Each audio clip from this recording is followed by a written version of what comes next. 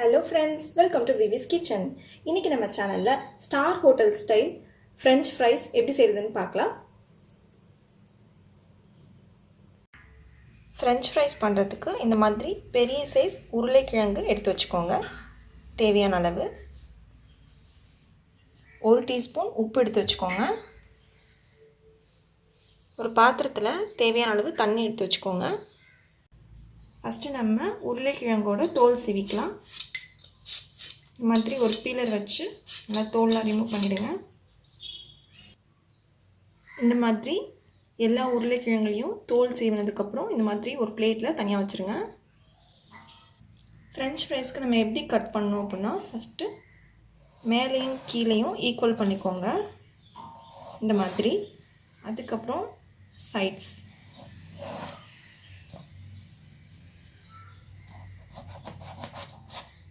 இந்த மாதிரி ஈக்குவல் பண்ணதுக்கப்புறம் நம்ம ஸ்லைட்ஸ் போட்டுடலாம்.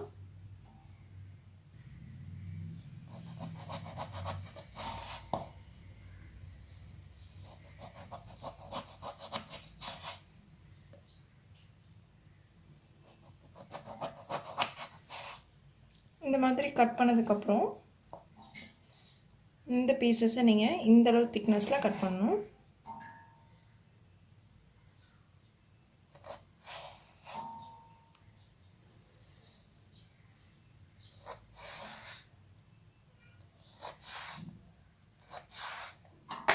பாருங்கள், ரொம்ப மெலிசாக இருக்கக்கூடாது. இந்த ஷேப்பில் இருந்தால் தான் நம்ம பொரிச்சிட்டு வெளியில் எடுக்கும் போது கரெக்டான ஒரு கன்சிஸ்டன்சியில் இருக்கும். இந்த மாதிரி நீங்கள் எல்லா பீசஸையும் கட் பண்ணி வச்சுக்கலாம். இப்போது இந்த மாதிரி கட் பண்ணதுக்கப்புறம் எல்லா பீசஸையும் நம்ம உடனே என்ன பண்ணிடணும்னா நார்மல் வாட்டரில் போட்டுறணும். அப்போ தான் வந்து கரெக்டாக இருக்கும். இந்த மாதிரி நம்ம எல்லாத்தையும் கட் பண்ணி போட்டதுக்கப்புறம் கரெக்டாக ஒரு 20 மினிட்ஸ் நல்லா இதில் தண்ணியிலே நல்லா ஊறட்டும். ஸோ அதே மாதிரி நான் எல்லா உருளைக்கிழங்கையும் கட் பண்ணி வச்சுக்கிறேன்.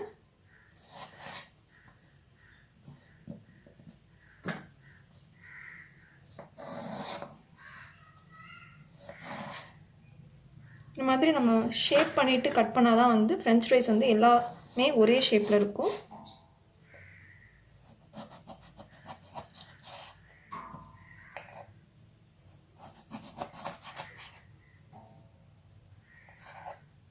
இது எல்லாத்தையும் நம்ம ஏன் உடனே வந்து தண்ணியில் போடுறோம் அப்படின்னாக்க இது ஒரு கலர் வந்து மாறிடும், உருளைக்கிழங்கோட கலர் மாறிடும். அதே மாதிரி இதில் இருக்கிற ஸ்டார்ச் எல்லாம் இறங்கிறதுக்காக தான் நம்ம தண்ணியில் ஒரு 20 மினிட்ஸ் இதை நல்லா ஊற வச்சுக்கலாம்.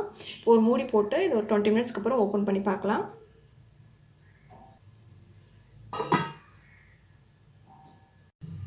இப்போ கரெக்டாக 20 மினிட்ஸ் ஆகிருக்கு. நம்ம இதை ஓப்பன் பண்ணி பார்க்கலாம். ஸ்டார்ச்லாம் நல்லா இறங்கியிருக்கு பாருங்கள். நெக்ஸ்ட்டு நம்ம ஸ்டவ் ஆன் பண்ணிக்கலாம். ஒரு பாத்திரத்தில் சமையலுக்கு யூஸ் பண்ணுற தண்ணி அதை வந்து நல்லா ஹீட் பண்ணிக்கோங்க. நல்லா ஹீட் ஆனதுக்கப்புறம் 1 டீஸ்பூன் உப்பு சேர்த்துக்கோங்க. உப்பு சேர்த்ததுக்கப்புறம் 1 டைம் நல்லா மிக்ஸ் பண்ணிவிடுங்க. ரொம்ப கொதிக்கணும்னு அவசியம் இல்லை. கொஞ்சம் ஓரளவுக்கு ஹீட் ஆனதுக்கப்புறம் நம்ம ஸ்டவ் ஆஃப் பண்ணிக்கலாம். இப்போ தண்ணி நல்லா ஹீட் ஆகிருக்கு. நான் ஸ்டவ் ஆஃப் பண்ணிடுறேன். ஸ்டவ் ஆஃப் பண்ணதுக்கப்புறம் நம்ம கட் பண்ணி வச்சுருந்த உருளைக்கிழங்குல அதை சேர்த்துடலாம். இப்போ கரெக்டாக ஒரு 15 மினிட்ஸ் இந்த மாதிரி ஹாட் வாட்டர்லேயே நல்லா ஊற வச்சுக்கோங்க. இந்த மாதிரி எதுக்காக நம்ம பண்ணுறோம் அப்படின்னா உள்ளார நல்லா வெந்திருக்கணும். அதே மாதிரி வெளியில் நல்லா கிறிஸ்பியாக வரதுக்காக தான் இந்த ட்ரிக் யூஸ் பண்ணுறோம். இப்போ நம்ம இதை அப்படியே 15 மினிட்ஸ் நல்லா ஊற வச்சிடலாம். ஒரு பிளேட் போட்டு மூடி.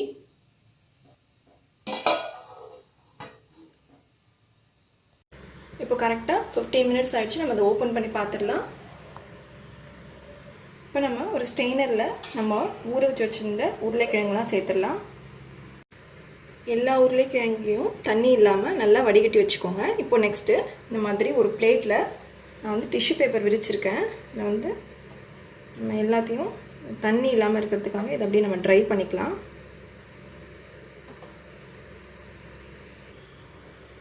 இந்த மாதிரி நம்ம டிஷ்யூ பேப்பரில் எல்லாத்தையும் நல்லா செப்பரேட் பண்ணிவிட்டு தண்ணியெல்லாம் வடிய விட்டதுக்கப்புறம் மேலேயும் இந்த மாதிரி பேப்பரை போட்டு நல்லா வந்து ட்ரை பண்ணிக்கலாம். தண்ணி இல்லாமல் இந்த மாதிரி நல்லா ட்ரை பண்ணதுக்கப்புறமே நம்ம ஸ்டவ் ஆன் பண்ணிவிட்டு தேவையான அளவு ஆயில் சேர்த்துக்கோங்க.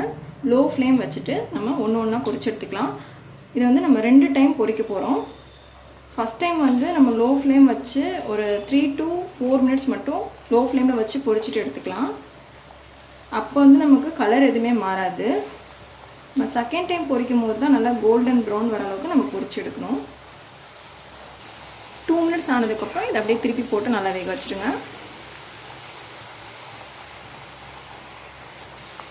நான் இன்றைக்கி கடலை எண்ணெயில் பொரிக்கிறதுனால இந்த மாதிரி பபிள்ஸாக நிறைய வருது. அது ஒன்றும் பயப்பட வேண்டிய அவசியம் இல்லை. இப்போ நீங்கள் நார்மலாக ரீஃபைண்ட் ஆயில் அந்த மாதிரி யூஸ் பண்ணிங்க அப்படின்னா இந்த மாதிரி பபிள்ஸ்லாம் எதுவும் வராது. இப்போ கரெக்டாக 3 மினிட்ஸ் ஆகிருக்கு பாருங்கள். கலர் எதுவுமே சேஞ்ச் ஆகவே இல்லை. நான் வந்து ஒரு ஸ்டெய்னரில் இதை அப்படியே ட்ரான்ஸ்ஃபர் பண்ணிக்கிறேன்.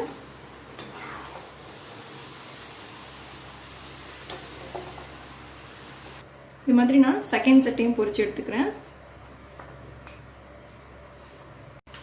பாருங்கள், எல்லா உருளைக்கிழங்கையும் நான் ஃபஸ்ட் டைம் நல்லா பொரிச்சு எடுத்துட்டேன். இப்போ நான் செகண்ட் டைம் பொரிக்க போகிறேன்.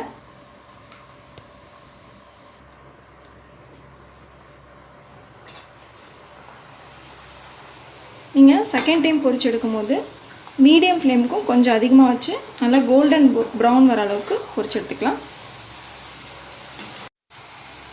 இந்த மாதிரி கோல்டன் ப்ரௌன் வந்ததுக்கப்புறம் நம்ம வெளியில் எடுத்துக்கலாம். இந்த மாதிரி செகண்ட் டைம் நீங்கள் எல்லாத்தையுமே பொரிச்சு எடுத்துக்கோங்க. பொரிச்சு எடுத்ததுக்கப்புறம் இந்த மாதிரி ஒரு பவுலில் ட்ரான்ஸ்ஃபர் பண்ணி வச்சுக்கோங்க. இப்போ நான் 2 பிஞ்ச் மட்டும் சால்ட் சேர்க்குறேன். இந்த மாதிரி லைட்டாக தூவிக்கோங்க, நிறைய சேர்க்க வேணாம், சும்மா லைட்டாக. இந்த மாதிரி சேர்த்ததுக்கப்புறம் வந்து இந்த மாதிரி குலுக்கிக்கலாம். அப்போ தான் வந்து நம்ம கடையில் சாப்பிட்ற மாதிரியே பர்ஃபெக்டாக இருக்கும்.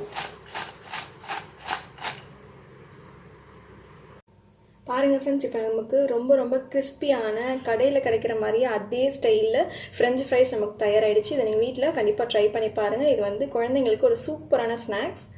இது வரைக்கும் நம்ம விவிஸ் கிச்சன் சேனலை நீங்கள் சப்ஸ்கிரைப் பண்ணாமல் இருந்தீங்கன்னா சப்ஸ்கிரைப் பண்ணிடுங்க. பக்கத்தில் இருக்கிற பெல் ஐக்கானையும் கிளிக் பண்ணி வச்சுக்கோங்க. அப்போ தான் நான் போடுற புது வீடியோஸில் உங்களுக்கு அப்டேட்டடாக வந்து சேரும். லைக் பண்ணுங்கள், ஷேர் பண்ணுங்கள், கமெண்ட் பண்ணுங்கள். Thank you friends.